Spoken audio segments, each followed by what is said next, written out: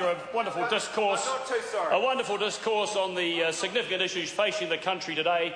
I think we heard about rampant lesbians, trips to Puhoi, and we discussed old schoolmates. Mr. Parker addressed some. Mr. Parker said that on this side of the House we were refusing to engage in the big issues, and yet the discussion had centred on health, Mr. Speaker, and welfare. If these aren't big issues in the forefront of everybody's mind in New Zealand today, I don't know what are.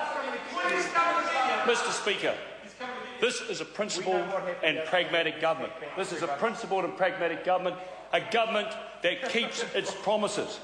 In the face of global uncertainty, it's crucial that we are fiscally prudent custodians of the public purse, that we create a more productive economy, that we develop new markets. And I want to pay credit to our Minister of Trade, the Honourable Tim Grosser, who has been pivotal in exploring new markets and negotiating new free trade agreements around the world, which can only be in New Zealand's interest as we work towards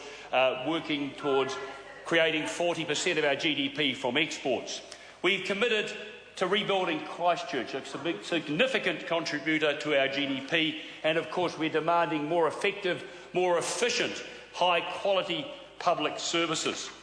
We're on track to be back in the black in 2014, 2015. Now that doesn't sound very sexy.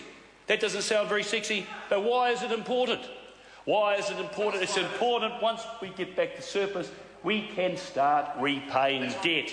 And this is no small achievement in the face of the difficult conditions that this economy has been facing in the last 3.5 years. It's only come about through disciplined fiscal policy by this government, a willingness to make trade-offs. We have a plan to rebuild the economy. We have a plan to strengthen the economy, strengthen our country. We are sticking to it, and it is working. And if you want to see what happens when there is no plan, you only need to look across the water to Europe, to Greece. We have the two major parties were able to only garner a fraction of their votes.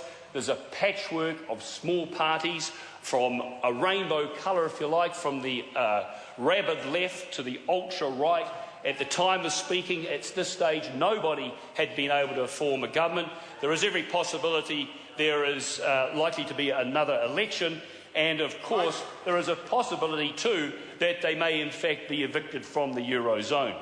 We are a government. Normally you have to pay for that sort of analysis. We are a government that keeps our promises. We keep our promises.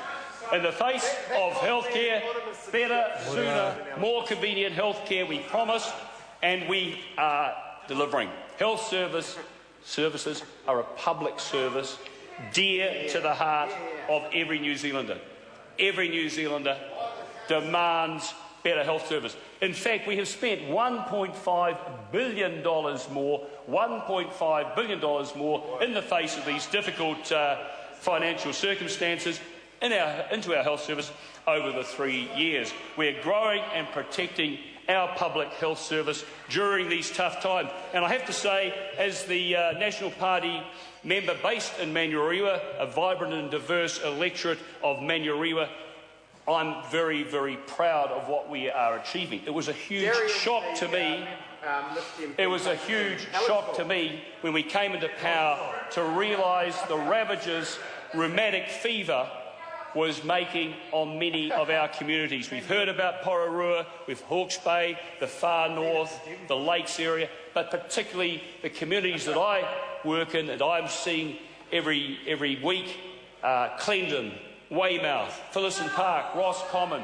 These are areas in Manurewa where a huge problem exists with rheumatic fever. And what are we doing about it?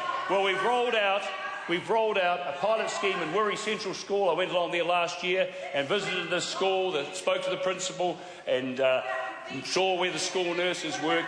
And this will be the pilot which will inform the rollout of other programs in other schools around New Zealand, but particularly in the area where I'm based. Kevin Haig.